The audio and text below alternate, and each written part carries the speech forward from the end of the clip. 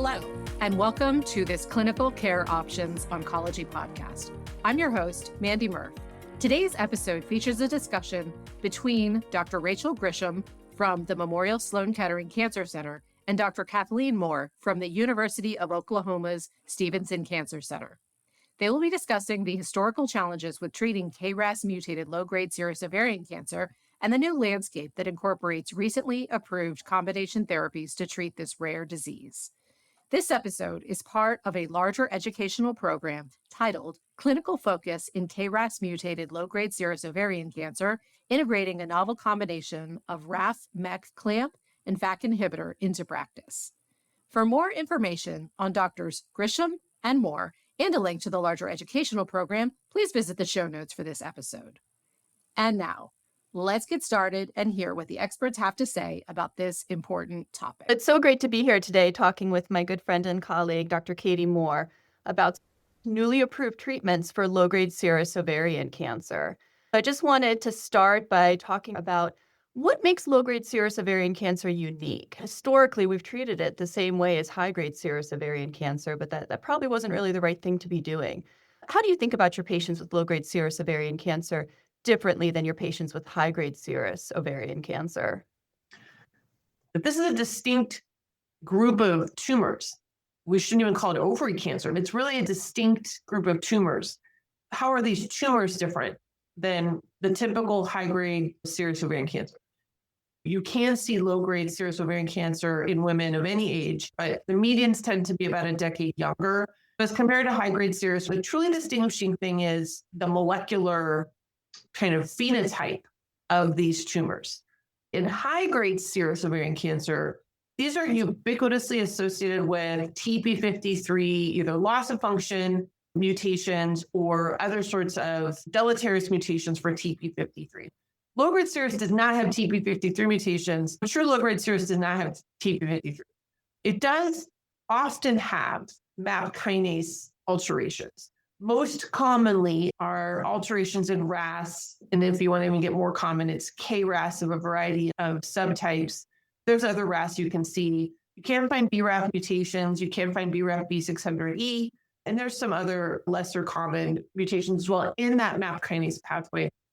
Low-grade serous is likely driven by endocrine pathways that feeds into how we think about therapeutic strategies for this population. That's a great point that you make about low-grade serous ovarian cancer too, that if you look hard enough, you'll find like ER positivity in almost all of the patients and PR positivity in more than 60% of the patients. If I have a low-grade, confirmed low-grade serous tumor, I'm going to use endocrine therapy combinations all the time. We don't need to test. I know it's there. We really do understand now that low-grade serous ovarian cancer is a completely different disease, and we understand the molecular drivers so much better. And so it's really pivotal that we now have our first FDA-approved drug combination specifically for low-grade serous ovarian cancer. And I know that you did a lot of work towards that approval, and that it's so important not only to have these drugs available for our patients now, but really the precedent that it's set. Because I see so many other pharmaceutical companies now getting interested in low-grade serous and new concepts being developed. It's really a new era of treatment for our patients with low-grade serous ovarian cancer, hopefully, where we're seeing more and more clinical trials open specifically for these patients and specifically treating them based on their molecular profile and the unique features of this disease. It just took a long time, but probably the maintenance options and the frontline therapeutic options really tailored to those molecular differences will help move outcomes forward in a more positive way, in a more rapid way for these different groups. Many people doubted that we could do phase 3 clinical trials in low-grade serous epithelial ovarian cancer. And we did. And we've done several, actually. It just shows the power of clinical trials and also the willingness of our patients to participate in clinical trials designed for them. Let's talk about the clinical trial that led to the approval of avutometinib and defactinib for patients with low-grade serous ovarian cancer harboring a KRAS mutation. So this was the RAMP 201 study, of course, phase 2 study that looked at initially avutometinib versus avutometinib in combination with defactinib. And then expansion cohort, where all patients received avutometinib and defactinib for recurrent low-grade serous ovarian cancer. Enrolled patients who had recurrent measurable disease, who'd received at least one prior platinum-based therapy. And interestingly, these patients were allowed to have received a prior single-agent MEK inhibitor before they went on study. The patients were initially randomized to either receive avutometinib, which is a novel RAF-MEK clamp, as a single agent at a higher dose, 4 milligrams twice a week, or that drug at its standard dose, 3.2 milligrams twice a week. These are pill therapies in combination with the oral FAK inhibitor defactinib, which was given twice a day. For all patients on this study, they take these oral therapies 3 weeks on and 1 week off. During that initial randomized portion, it was found that the combination of avutometinib with defactinib was more efficacious than single-agent avutometinib and had singular toxicity profile. Then in the expansion phase, additional patients were enrolled to that combination. We'd previously had concerns about these studies for low-grade serous ovarian cancer being able to enroll efficiently.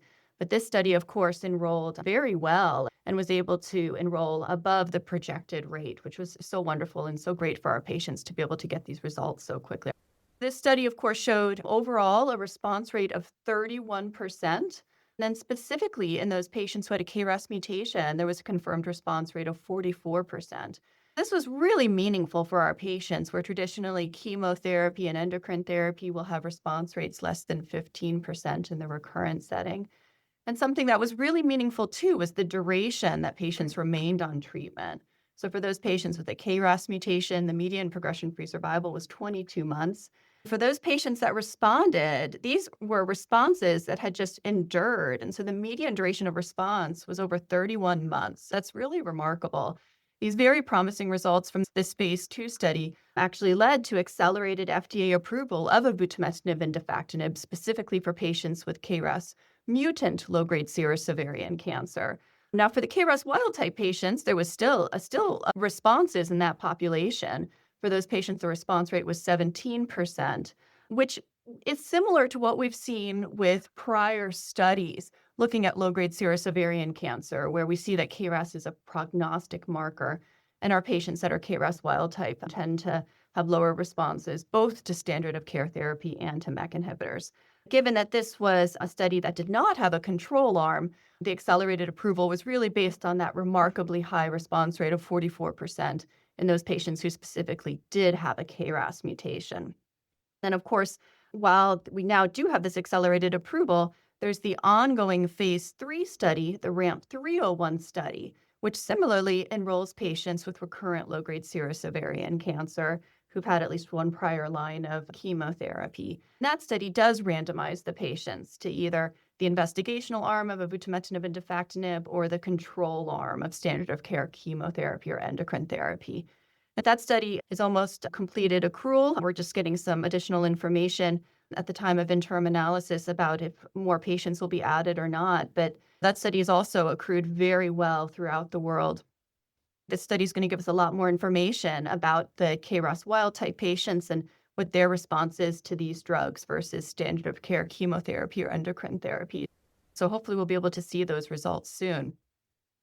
Another interesting result of the RAMP study was specifically looking at those patients who had received prior MEK inhibitors before going on to this study and seeing that many of those patients responded as well, which is really interesting because one might have been concerned that we wouldn't see responses in those patients. But really, this dual blockade of the MAP kinase pathway and also an inhibition of the FAK pathway does seem to have a distinct mechanism of action that can overcome patients who have resistance to prior single-agent MEK inhibitors. It's so exciting to now have these drugs commercially available specifically for our patients that have a KRAS mutation while awaiting the results of the phase 3 study that may potentially expand this indication as well. Now, the onus is on us to make sure that we communicate that broadly to our communities who are going to be seeing these patients so that they can use this combination most effectively and hopefully get the same outcomes that the study showed. Yeah, and it can be so overwhelming with all these. I mean, it's so wonderful that we have so many new drugs and new classes of drugs being approved, but to keep up with the dose, the schedule, how to prescribe each of these drugs, and then, of course, the toxicity monitoring of each of these drugs. But these drugs, specifically avutometinib and defactinib, are pill therapies. The avutometinib is taken twice a week, 3 weeks on, 1 week off. The defactinib is taken twice a day, 3 weeks on, 1 week off. But they come when prescribed as a co-pack so that patients received both pill bottles and a pill diary explaining to them how to take those pills. But it's so important that we're able to support our patients to make sure that they understand that dosing schedule. And also that they understand how to prevent toxicity. The most common side effects that we oftentimes see with these drugs can include acneiform rash, oftentimes in sun-exposed area. So it's very important to try to use sun precautions. Most of my patients, I use prophylactic antibiotics with minocycline or doxycycline to help prevent the acneiform rash. So helpful. The skin toxicity has been especially bothersome for patients. They have this acneiform rash. It can be pretty pronounced with MEK inhibitor single agent. They just don't want to walk around with this like blistering rash on their face. As this medication that rolls out into the community and we get a bigger sense of the prevalence of these and incidence of these toxicities, really comparing it to single agent MEK will be helpful because I feel like it's either less common or less severe with this combination, which I find interesting. I don't know why we would be seeing less. We seem to be seeing less cardiac toxicity with the combination than with single agent MEK. Would you agree with that statement? I do, yeah, because I mean, cardiac toxicity really hasn't been seen with avutometinib and defactinib thus far. So it has not been associated with decreased ejection fraction, which has been characterized for other single-agent MEK inhibitors like trametinib or binimetinib. We'll see if any additional safety signals are identified during the phase 3 study, but thus far that has not been identified as a safety signal, which is reassuring. I think it's a great point that you make about the rash. While the rash is usually the most significant side effect that is experienced, that it is more tolerable than what I've seen with single-agent MEK inhibitors. Of course, with single-agent MEK inhibitors, we have that continuous dosing schedule. Here, the MEK-RAF inhibitor is only taken twice a week, and then there's also that recovery week out of each 4-week cycle. That intermittent dosing really prevents that cumulative toxicity that can really allow this rash to build up and become difficult to handle. We really see that in the clinical trial also because in the RAMP 201 study, the phase 2 study, only 10% of patients discontinued treatment due to toxicity. And then in the prior study of trametinib in low-grade serous ovarian cancer, more than 30% of patients discontinued due to toxicity, even though the patients in the RAMP 201 study stayed on treatment longer. It hopefully does show us that these drugs are tolerable for our patients. It's hard for us to say specifically without a head-to-head comparison. Just looking at these experiences across trials and personal experience with treating patients in clinic, we're so used to dealing with different types of ocular toxicity now with ADCs. But these drugs do not require prophylactic eye drops. They can cause fluid accumulation in the eyes, and therefore patients can develop vision changes, most commonly within the first week of starting treatment if that's going to occur. These types of vision changes oftentimes resolve spontaneously without need for dose reduction or dose hold. But it is important that patients being treated with these drugs are monitored by an ophthalmologist and have a screening exam prior to starting the medications. Patients are tolerating this better than single-agent MEK inhibitor. I also think we've learned a lot from the Milo study, the NCI-led what we call GOG 281, which were 2 big phase 3s of MEK inhibitor monotherapy versus investigator's choice. We all learned a lot about MEK inhibitors and the toxicities and how to manage things from those studies. I'm a very different position in terms of how I counsel patients, how I follow them, my mitigation strategies for rash, monitoring of ocular and cardiac events. The goal is for these oral medications, we get close to 3 more years of life on one therapy. And we still have other things we're developing. That's really a marked improvement in anything we have developed in this disease ever. It is the singular development in low-grade serous ovarian cancer. Launches us into the future. It makes me even more excited about the future or how we could improve upon this even further. Yeah, I have a patient who enrolled onto the 201 study early on and soon after that delivered a child by a surrogate. She's had almost a complete response on the study. That baby's 3 years old now, and she's still on the same treatment. She gets it by commercial supply now because the study's ended. These are amazing things that we didn't think were possible before. So it's so great to see this happening in real time. We were saying that these drugs are specifically approved right now for patients who have a KRAS mutation. Could you talk to me a little bit about how you approach biomarker testing for your patients with low-grade serous ovarian cancer? Sure. At our institution, we are pretty aggressive about molecular profiling right out of the gates, which I don't know, I wouldn't tell you is right or wrong at this point, but we like to know what we're dealing with kind of from the beginning. We're testing everyone for BRCA. I don't care if you're low grade, I'm still going to test you for BRCA because I don't want to miss one. Then we're doing somatic testing. These are going to be all HRD test negative. Like this isn't a disease where we're using PARP inhibitors, at least as monotherapy maintenance. Maintenance strategies here are very different. We're testing kind of right out of the gate so we know what we're dealing with. And we're using that information in our site where we do have clinical trials available to plan out sequencing and therapies already. And now I'm going to just acknowledge we don't really know the right sequencing. Speaking of clinical trials, in our GG019, a huge study, frontline, low-grade serous resected patients were randomized to chemo followed by letrozole versus letrozole, no chemo.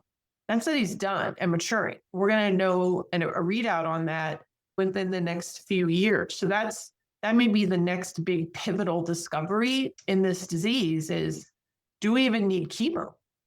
Could you imagine that? You just go to letrozole in a resected tumor. And then you would have this as standard of care in a RAS-altered tumor. So I'd want to know that right out of the gates so that as somebody started to grow back, maybe with something that's not biopsiable, I can just put them on the right drug rather than waiting until there's something I can biopsy and then send next-gen sequencing. KRAS doesn't really, we don't think that there's temporal drift here and it's KRAS. We'll learn over time if we repeat biopsy. I think the really interesting question that you're trying to answer is whether or not this drug should be moved into frontline in those tumors that are not resectable. The expected response rate to frontline chemo in a patient who's deemed unresectable, which about half are, is only about 20%. So it's very different than high-grade serous where you expect it to melt away and you can get somebody to a surgery after 3 cycles. That paradigm has been applied to low-grade serous for forever, and they get 3 cycles and they never go to the operating. We're on the cusp of rewriting that paradigm. A neoadjuvant study for this population using a CDK4/6 inhibitor and fulvestrant as instead of chemo. This idea of fitting low-grade serous into the same box as high-grade serous and applying the same surgical resection rules and timing probably does not serve our patients. In a study called CHAMELEON, we're moving this into frontline. So if I get a 40% or 50%, it's probably going to be higher in a not pretreated tumor. If I can get that tumor into response, your brilliant surgeons can get it resected and then de-escalate to some endocrine therapy. Could you imagine the change in outcome for that, the potential change in outcome for that patient? We got to prove it. I think that's really how you change the whole treatment paradigm for these patients who never get to the OR and they walk around with these abdomens full of calcified tumor for 8 years because it never was resected. I really believe if you get this to resection earlier, that patients will live longer, live better, less side effects. In the CHAMELEON study, we're looking at the combination of avutometinib and defactinib in combination with letrozole for patients with newly diagnosed low-grade serous ovarian cancer who are not appropriate for primary debulking surgery or who have had a suboptimal primary debulking surgery. These patients who have really the most dismal prognosis and the most morbid outcomes to try to now use these newly approved drugs and to go straight to the upfront setting and really be able to try to improve outcomes for these patients. These drugs are also being looked at across other cancers with KRAS mutations as well, and within our gynecologic cancer community, mesonephric and mesonephric-like cancer, which have a very high rate of KRAS mutations. Generally, patients with those diseases will have a KRAS mutation. I know you have a study of these drugs in patients with any histology with a KRAS mutation. Right. It's for anybody but low grade, because low grade we want, of course, to go on the other study, although now they can get standard of care. But any gynecologic cancer with KRAS or MAP kinase alteration can get avutometinib or defactinib, including mesonephrine. We're really trying to figure out in whom this combination will work. It's an intersection of the molecular alteration and the tumor type. We're still really trying to figure how we target KRAS in gynecologic cancers, but this is a big step forward. I just want to come back to one thing you said, because this is something that you taught me from the MEC phase 3s, is the prognostic significance of KRAS in this tumor is the reverse of what you would think. Here it's positively prognostic. Just coming back to the RAM 201 KRAS wild type response rate of 17%, KRAS wild type actually does worse. We've never looked at this in a real prospective fashion. That negative prognostic factor of KRAS wild type, this may be transformational in that group as well, which is something I hadn't considered. When you don't have a control arm, you really can't see what the other group is doing. RAM 301 is going to be really critical to look at both groups versus the control arm and then make a decision of how to optimize this drug and others for our patients. That's great. There's one last thing that I wanted us to point out.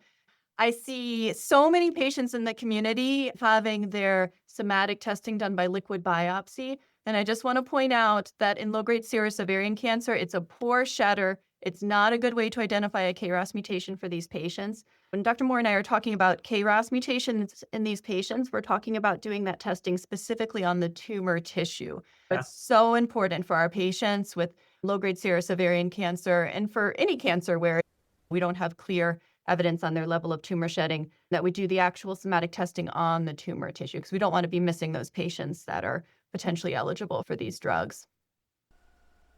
Thank you, Drs. Grisham and Moore. And many thanks to you, our listeners, for joining us. As a reminder, to view the full program, The Clinical Focus in KRAS-mutated low-grade serous ovarian cancer, please click the link in the show notes. And be sure to check back regularly for more episodes on important podcast topics. Thank you.